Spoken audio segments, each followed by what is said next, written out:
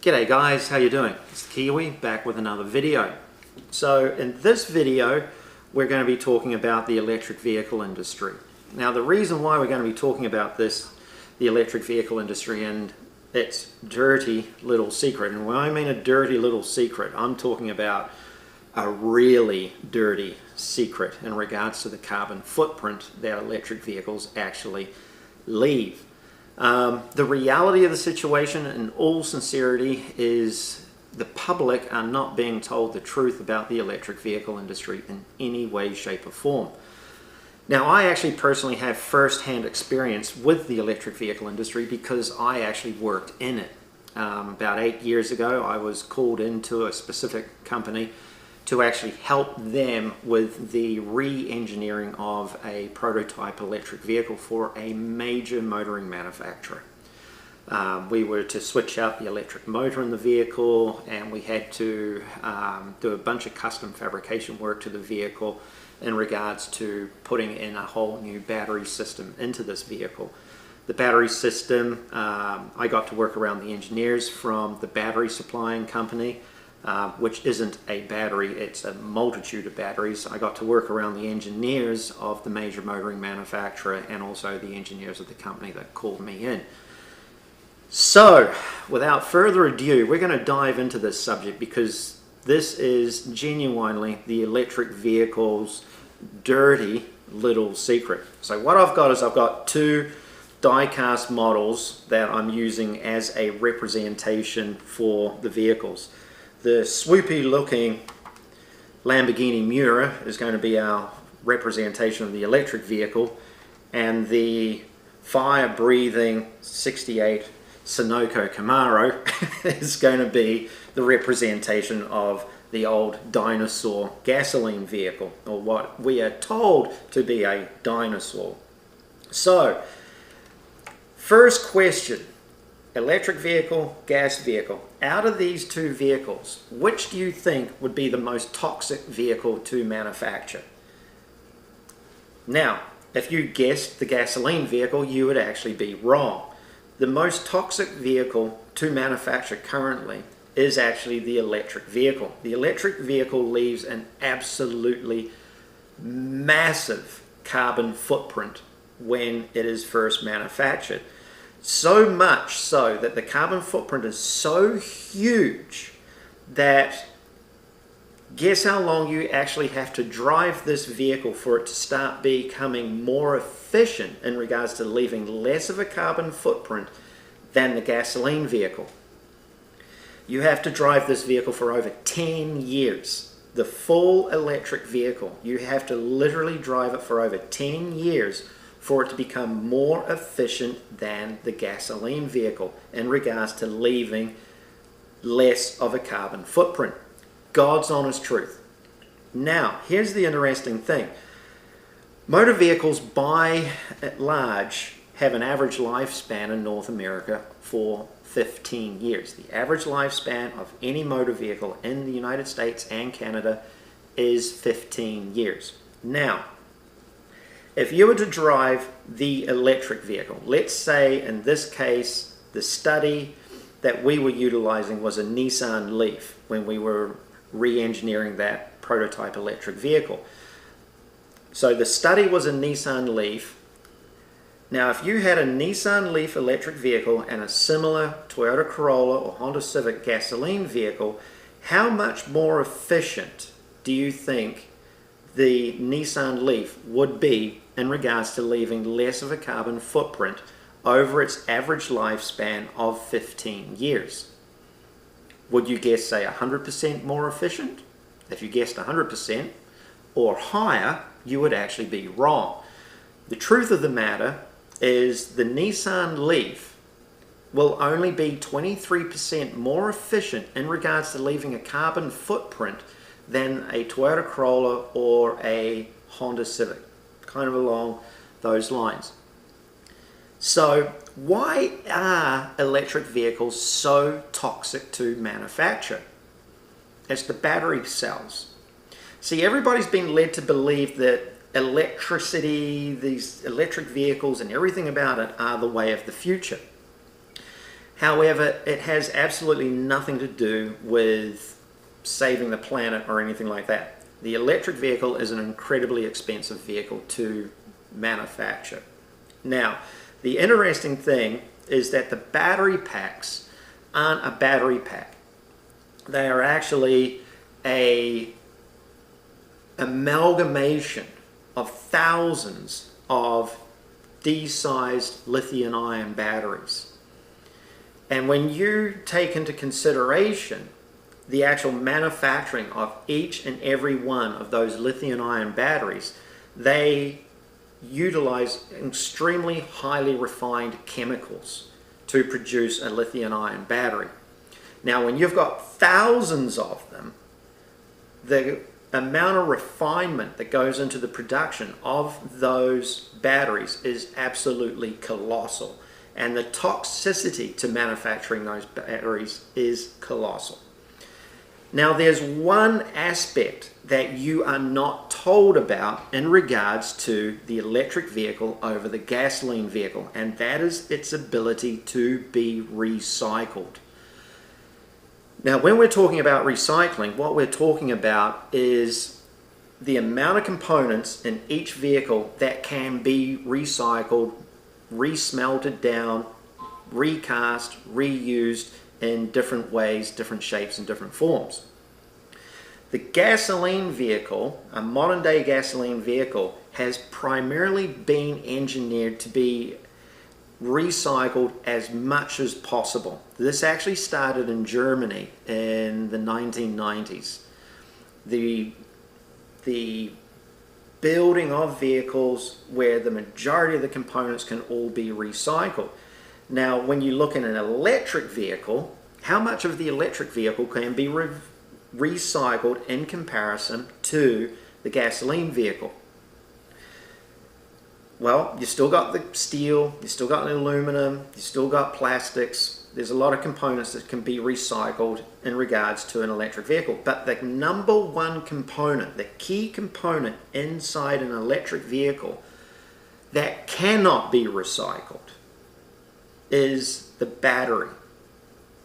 That massive battery pack, even though they tell you, and I'm sure there'll be people in the comments section that'll go, no, you're wrong, you're full of shit and everything like that. I'm not.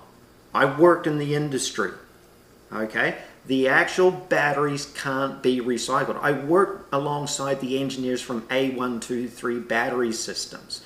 They're obviously now bankrupt.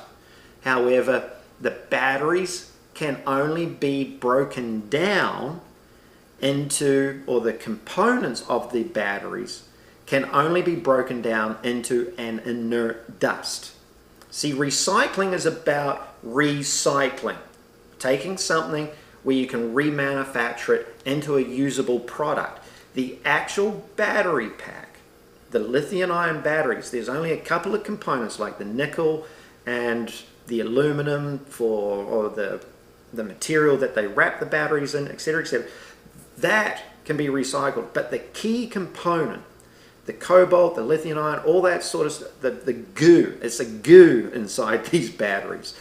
It can only be turned into an inert dust that basically becomes landfill. It cannot be recycled. And that is what absolutely tips the scale in regards to an electric vehicle. Now, the interesting thing is we've now got manufacturers like Tesla that are coming out with vehicles that have multiple engines in them, multiple electric engines in them. Do any of you realize how toxic it is to manufacture copper? Any of you? Any of you have any idea what it takes to manufacture copper? Like the new Tesla Plaid, okay? It's a multi-engine vehicle. It's got a massive battery pack in it to actually get the performance that vehicle gets. I can tell you 100% unequivocally that the Tesla Plaid is the single most toxic vehicle to manufacture based on the principles of the carbon footprint and the vehicle's ability to be recycled. Over the average lifespan of a 15-year period, if a Tesla even lasts that long, because right now Teslas, sincerely, are pretty much the number one totaled vehicle. A totaled vehicle is a vehicle that cannot be put back on the road, primarily because of the repair costs. So the new Tesla Plaid, as much of a rocket ship it is, and as much fun as all these, people think they are and everything like that, over its 15-year lifespan, how much more efficient do you think it would be than, say, this fire-breathing Sunoco Camaro? Zero. Because the Tesla Plaid is so toxic to manufacture. The battery pack has thousands, I think it's something like 5,000 to 7,000 lithium-ion, D-sized lithium-ion batteries. And then with the multiple motors and the toxicity of the actual manufacturing of the copper that goes into those motors, along with the massive cables, the cabling that goes inside of these vehicles is absolutely huge. It is. It's unreal. It's just like, oh my God. But here's one other caveat that all these wokesters don't realize. And I mean this. They don't get it. Where do we get our power from today? Because that's another thing that adds into the carbon footprint of these vehicles. And it's getting worse. It's not getting better. How we get our electricity today is actually getting worse. And you know what it is? Our power plants, primarily throughout United States, Canada, are majority coal-fired steam turbines. They utilize coal to superheat water, to produce steam that runs these massive steam turbines. I'm going to see if I can actually get into one to show you guys, because there's one just over the road here from where I live. The reality of the situation is that to keep all the greenies happy, they've turned all these coal-fired, or slowly turning a lot of these coal-fired power plants into biofuel power plants. So what is the biofuel?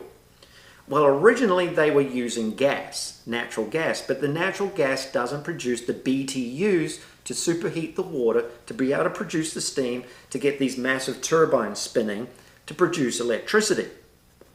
So what's the one thing that they're now using in these biofuel steam turbines? Wood. I can't make that up. I shit you not.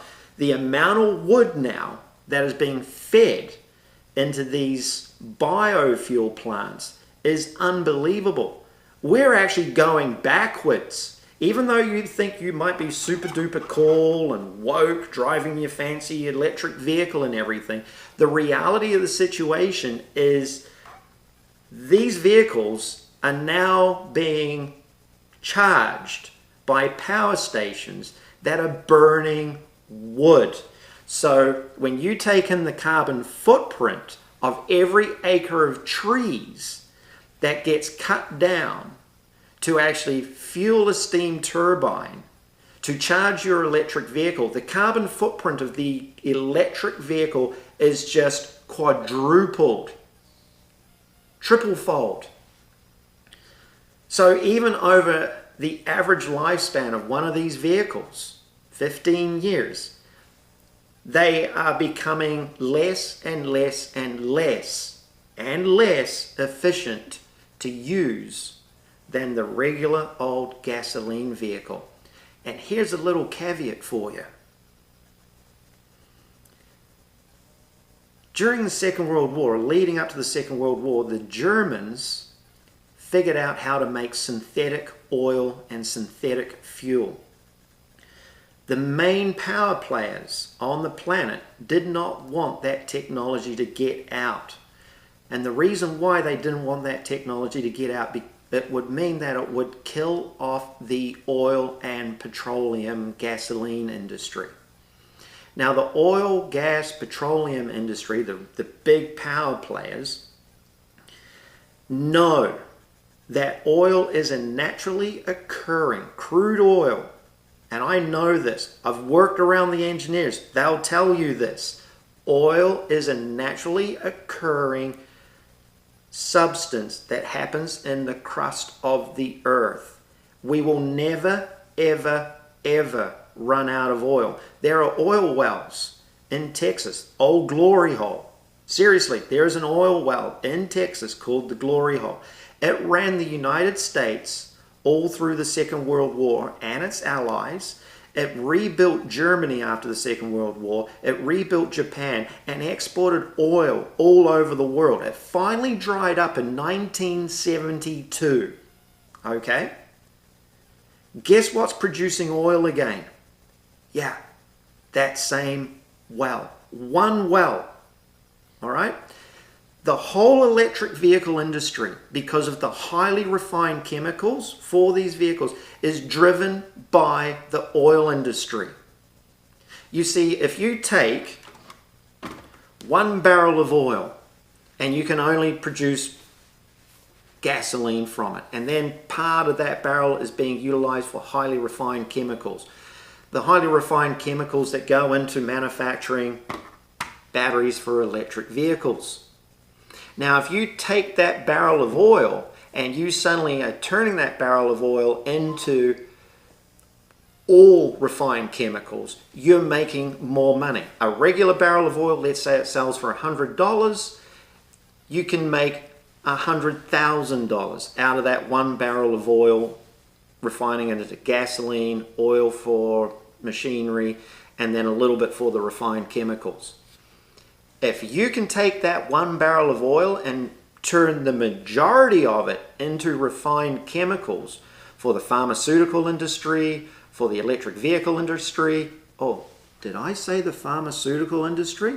That would have absolutely nothing to do with what's going on right now in the last 2 years, would it? Hell no. You can turn that 1 barrel of oil from being $100,000 into $1 million. Everything about the electric vehicle industry is driven by the oil industry. I think it's about time a lot of you wokesters genuinely really started to need to wake up, because you're being scammed like nothing else on earth. That's the video. Cheers. We'll see you later.